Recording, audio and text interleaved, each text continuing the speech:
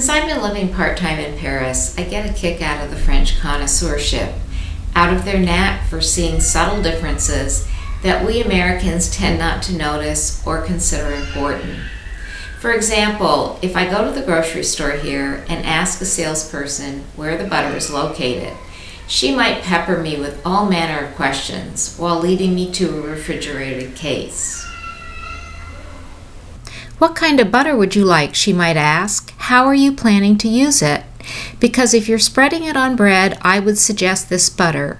But if you're sautéing with it, I would buy this one. At moments like this, I can feel dazzled and sometimes even overwhelmed by the kaleidoscope of choices before me.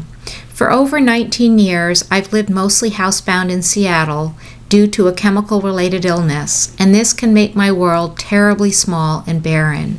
Fortunately, my health has improved enough in recent years that I've been able to follow my dream of living part-time in Paris, where my illness is less severe, partly because chemicals in French food and products tend to be lower, at least among the chemicals I'm sensitive to.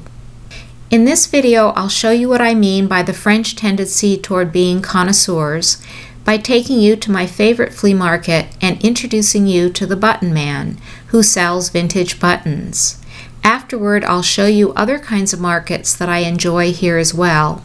This video is the second of my reports on Parisian markets. You'll find the button man at the flea market held on Saturday and Sunday mornings at the Porte de Vanves. He presides over a table piled with buttons, some made as long ago as the 1700s. He also sells costume jewelry. I first met the button man several years ago when I was looking for buttons to dress up a simple black coat of mine. I wore the coat to the flea market so that he could see it in person. First, the button man measured my coat's buttonholes with a tiny ruler, and next the thickness of its fabric. Then he showed me which buttons would work. When I didn't find anything I liked, the button man said he would look further at home, where he had an even bigger selection. Suddenly, without any warning, he pulled out a camera and leaned toward my chest, snapping pictures of my coat and its existing buttons. I was getting such a kick out of the experience that even if I never found buttons to my liking, I was glad I had come. Eventually, I selected buttons made by a Paris couture house in the 1950s. The button man then regaled me with information such as the history of the button style and how production stopped in the 1960s because this particular button needed to be polished for 1 to 2 days. Ah oui, et là par contre, je sais pas je me rappelle pas les boutons, donc chaque bouton a son histoire. Oui, c'est ça. I stood there chuckling to myself. Who knew there was so much to know about buttons?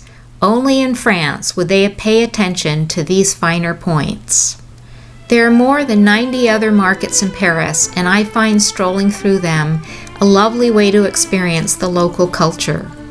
Paris has a long tradition of marketplaces dating back to the 5th century.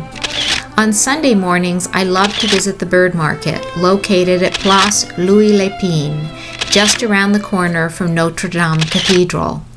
It's a small market, but oh my, there I revel in seeing birds in all sorts of spectacular colors.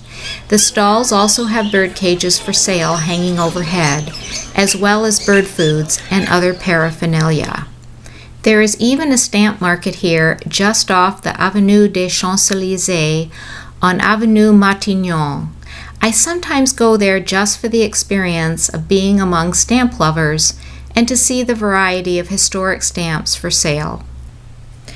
Would you like to know what Paris is like in August, as well as my secret tip for the summer dates to avoid traveling to or from France?